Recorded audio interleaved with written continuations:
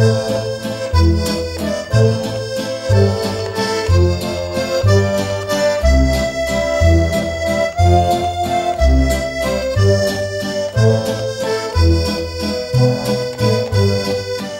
as passé combien de temps? 24 des ans. métallos. 24 ans. 24 même. ans, oui, quand même. Oui, tout à fait. Puis après ça, bien, s'est présenté la possibilité d'aller à l'IREC, l'Institut de recherche en économie contemporaine. Là aussi, j'arrivais dans un contexte... L'IREC qui venait d'être mis sur pied? Non, qui avait été mis sur pied dans les années 90 par Jacques Parizeau. Ah, OK. Mais là, il y avait un plan de relance. Puis un des éléments clés du plan de relance, c'était l'information. Ah bon? Alors, j'ai postulé, on m'a embauché, puis j'ai été là 7 ans. Et là, j'ai mis sur pied une direction des communications, un site, on a une publication, toutes des choses que j'avais apprises. J'ai fait un bulletin sur une base mensuelle. Là, on avait les amis de l'IREC, on avait mettre de l'avant les prix de l'IREC. Tout ça, évidemment, c'était un peu différent parce que c'était du travail à caractère scientifique. Mais j'avais le site web aussi. Puis il y avait, mais c'était d'alimenter et de vraiment faire connaître les recherches, les rapports de recherche. J'ai adoré être dans cette organisation-là parce qu'elle essayait de penser le Québec. Et il n'y a plus beaucoup de monde qui essaie de penser le Québec puis d'avoir des politiques pour renforcer l'espace économique et politique du Québec. J'ai adoré cette période-là aussi parce qu'elle essayait de proposer globalement, faisait des propositions globales pour développer le Québec, puis de consolider l'espace économique et politique québécois. J'étais pas en dissonance cognitive, j'étais vraiment là dans mon élément, j'étais vraiment proche de ce que je pensais. Ouais. Puis c'était une approche très rigoureuse, très exigeante. Moi, il y a bien des domaines que ça a confirmé qu'il faudrait que je retourne à l'université, mais c'est pas mauvais. Ça donne une humilité qui est en fin de vie qui n'est pas mauvaise. On prend la mesure de notre ignorance quand on côtoie des gens. En tout cas, les limites de nos connaissances pour être un peu moins dur envers soi-même. Essayer de compléter. Mais ça a été une belle expérience. Puis là aussi, ça a été le fil, c'est encore l'action. Parce que les propositions de l'IREC, même s'il y avait un travail intellectuel très incarné d'action. Mais là, ce qui était bien intéressant, c'est que le travail intellectuel n'est pas perçu comme un frein à l'action, mais au contraire, un plus à l'action. Souvent, dans le mouvement syndical, les gars et les filles sont tellement dans l'action, quand tu dis, bien, on peut s'arrêter puis y penser un peu. Tu peux-tu que c'est pas long? Mais là, qu'est-ce qu'on fait? Ils sont habitués à agir. Ça l'amène des réflexes extraordinaires. Hein? J'ai vu dans des situations difficiles y avoir les bons réflexes. Mais quand tu arrives dans le domaine de la réflexion pour voir à plus long terme, il y a une certaine lacune. Il y en a qui le voient, hein?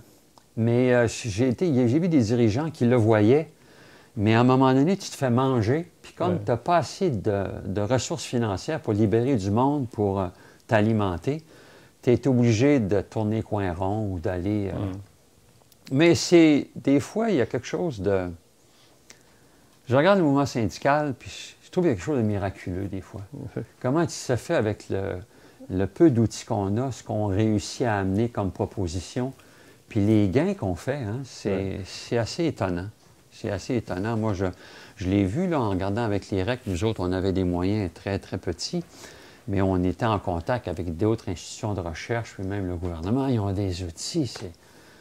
Puis ils ne produisent pas autant que le mouvement syndical ou l'IREC. C'est incroyable tout ce que l'IREC sort comme recherche. Tu vois. Puis nous autres, ce qu'on sortait, j'étais tout seul. C'est fou. Je regardais tout ça. Mais c'est sûr qu'on met des heures, mais on réussit à avoir une production que bien d'autres ne sont pas capables d'avoir. Hein. Prends par exemple leur projet du monorail suspendu, qui là a été repris par Couillard, puis là c'est caricaturé. Mais c'est quelque chose que l'IREC avait réfléchi, puis il y avait un rapport très, très sérieux, et technique et économique. Puis ça avait des possibilités de... On avait regardé tout ce qu'on avait comme possibilité au Québec pour faire ça. Et là, on s'est rendu compte que même si GM avait été fermé, on avait encore toute l'expertise pour le matériel roulant. Puis on avait aussi l'expertise avec la recherche en électricité, les batteries, le moteur roue. C'est nous autres qui avions mis ça au point au Québec. Il y avait toute une infrastructure déjà. Il s'agissait de la volonté politique pour mettre ça ensemble, puis faire des essais, puis voir si ça peut fonctionner.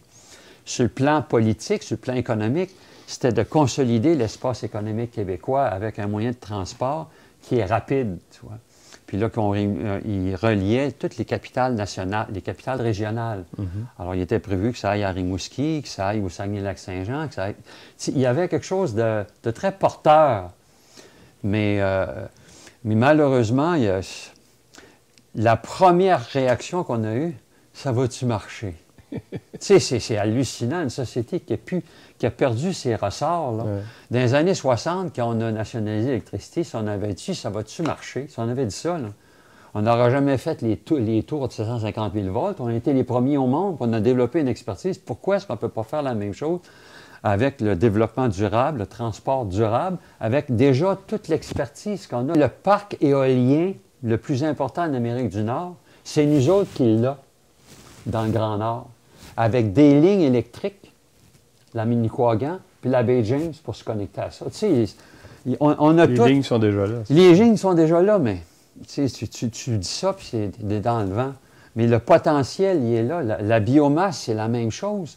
Tous les lots inframunicipaux là, qui sont là, qui dorment, là, on pourrait... il y avait déjà eu un projet, d'ailleurs, en Abitibi, mais là aussi, ça ne peut pas marcher, puis là, c'est mort, tu sais. Mais qui était d'utiliser cette matière-là pour alimenter le chauffage, par exemple, des institutions publiques, des hôpitaux et tout. On a tout. Les îles de la Madeleine, c'est le mazout qui amène l'électricité. C'est complètement dément. Il ne parle pas de la marée, il ne parle pas du travail de la marée motrice, il ne parle pas de la biomasse. C'est fou.